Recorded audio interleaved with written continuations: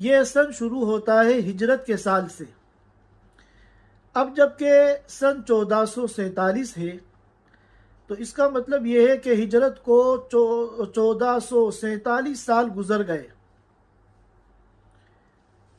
और अल्लाह के रसूल सल्लल्लाहु अलैहि वसल्लम की उम्र जब 40 साल थी तो आपको नबूवत मिली थी, और नबूवत मिलने के बाद 13 साल तक आप मक्का मुकर्रमा में रहे।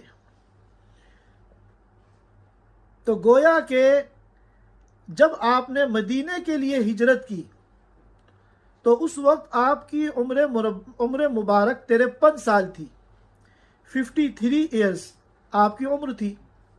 अब 1447 में अगर हम 53 को मिलाते हैं तो ये पूरे 1500 बन जाते हैं।